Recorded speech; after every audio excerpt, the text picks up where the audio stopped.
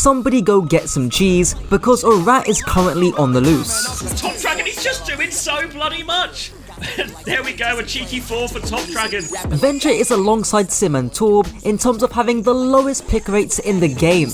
But what's special about Venture? Are they just good in one-off scenarios, or is Venture actually defining the new meta? Let's find out. First, some quick background on Venture's rise. If you've been living under a rock or grinding Marvel Rivals, you might have missed it. The Ball Sim Torb comp has been everywhere lately. Hopefully you've seen my video on it, but if not, here's all you need to know. For 2 months, Hazard, Genji and Sojourn were the meta. Then, this last weekend, Ball Sim and Torb came into the forefront as a counter to the Hazard comp. But now, we're seeing Venture come into play as a counter to the Ball Sim Torb comp. And for those that still have PTSD from Tank Rock Paper Scissors, you can see there's kind of a new version of this emerging, but more on that later. Back to Venture, and their success couldn't be clearer in the dominant 3-0s that Genji got this weekend against Sakura and Alcadia. Now ask yourself, what do Torb and Sim both lack? Well, if you said stuns or burst mobility, you'd be right.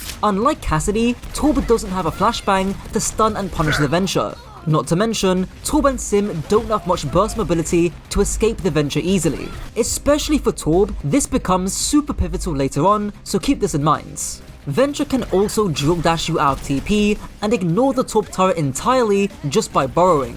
All of this means that Venture can box in the enemy backline, forcing them into one big clump. This becomes as clear as daylight when Top Dragon flanks by the coast, burrowing underneath to dive the Torb. From a top-down view, you can see before the Venture even goes in, the Torb, Juno and Lucio are playing a decent amount of distance away from each other. But as soon as the Venture engages, look at how boxed in they become. This allows the Venture to get a nice burrow, and the Lucio tries to adapt to this by beating and rushing forwards. Zoro also drops his special source onto points, but because of Venture's burrow, Top Dragon can ignore that ultimate entirely, zoning off the backline. I've talked about zoning before in my Ball Sim Torb video, but why is it so good, and why is Venture so good at it? Well, the answer to that first question is pretty easy. Zoning splits healers from their frontline, which makes the frontline easier to kill. Avid Kajor watchers will already know this as the turn and burn playstyle talked about in the last video. As a result, killing the Sim here is light work for Top Dragon, especially when there's no Lucio or Juno to harass you. But why do this on Venture specifically? Why not Genji? After all, it wasn't that long since he was meta. Well, that's because of the threat of Venture's one-shots. Just how we saw in the last video, the threat of Molten Core can zone players away. In this case, the threat of Venture's one-shot does the exact same thing. Not to mention, Venture loves playing in tight, narrow, short spaces so they can go digging in some holes.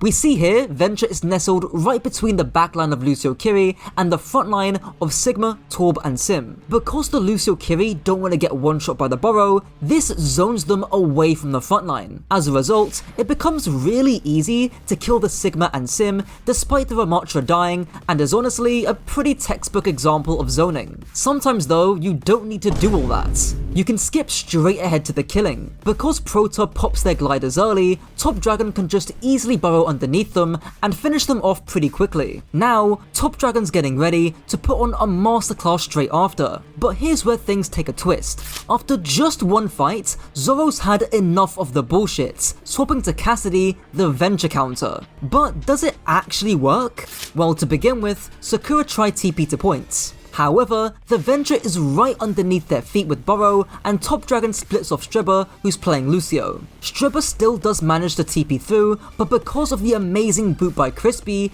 the entirety of Sakura end up getting splits. Eventually, this forces Zoro to move to the right side of the coast. Meanwhile, Top Dragon flanks around on the opposite side, one-shotting the Symmetra out of thin air. While he does get fluxed, it doesn't really matter as he burrows immediately to go chase the Cassidy kill. Now that the rest of Sakura are properly boxed in, Top Dragon gets a super satisfying drill dash onto both the Sigma and the Lucio. And because Proto gets tagged by Top Dragon, even when they fall off the map to reset, it still counts as a kill towards Top Dragon, meaning he gets that juicy 5k. But don't worry, this isn't the only time we see Top Dragon hard carry. Now armed with his ultimate this fight, Top Dragon plays on the outskirts of the point, adopting a more defensive style to let his Excavate do the work. As soon as Sakura put one foot onto point, Top Dragon excavates the Symmetra back to spawn, then burrowing underneath and collapsing onto the Juno Torb with his Winston. So far, it just seems impossible for Sakura to deal with the Venture, but something I guarantee you've never seen before is about to happen. Stakes couldn't be higher, considering that winning this fight means Sakura win the whole map. However, Top Dragon is gonna do his own thing. He does the same burrow to disrupt the TP, but this time he boops the Lucio mid-beat animation, meaning that while Strebor does get the beat off, nobody else on point does. Thankfully for Strebor, because Sound Barrier has a half-second lingering effect, he manages to TP through just in time to apply the beat to everyone. But hopefully, you can see the sheer amount of disruption that Top Dragon is causing. Hitori even glances at the TP when she doesn't get beat, and it just kills any momentum that Sakura has. Shortly after, Prota drops the Ray on point, but Top Dragon is right there to punish Prota. While he doesn't land the kill, his Tracer is right behind to finish it for him, and paired with some clutch heals, Top Dragon gets to both win the fight and stay alive. Now, some of you professional Venture haters might be thinking, oh well, it's just one map against one comp, right? Venture can't be that good. Well, that's where you're wrong. Top Dragon, ahead of his diva, dives in head first, just like me during a K hookup.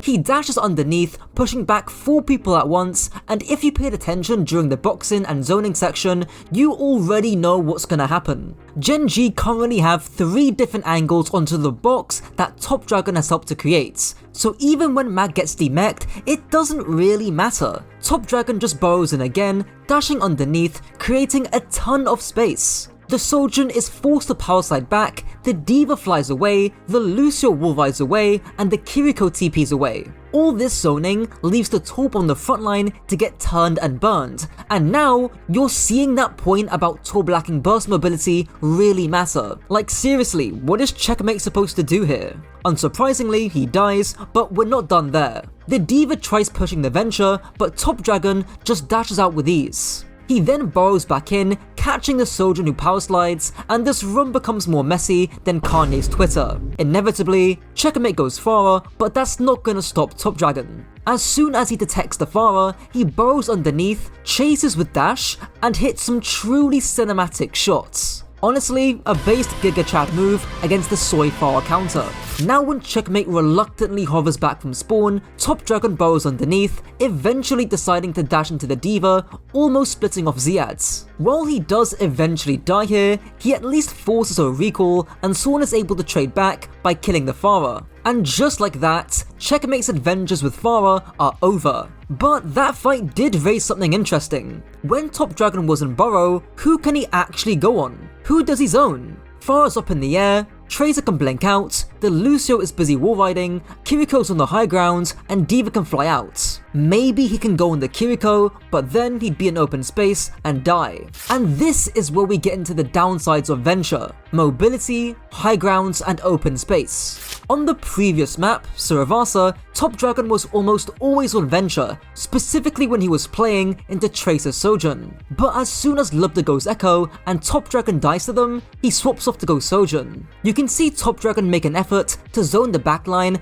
but because the map is very open and Lubda is playing Echo, he just flies away and beams Top Dragon back to spawn. Remember that rock paper scissors idea that I floated earlier? Well, this is it. While not exactly perfect because the old meta had Genji instead of Echo, why do you think Venture was never played back then? The idea is the same. Just as how Echo flies away, Genji can just dash away. And all of a sudden, it's the Venture who gets turned and burnt. Now, by no means is this graphic the gospel. You could even include Echo and Pharah alongside the Venture. But the point of this is that if you watch pro play and you've got zero idea what's going on, this can be a useful starting tool. For example, Rad were playing Venture into Torb Sim, which is good, but they're also playing Hazard into it too, which isn't so good.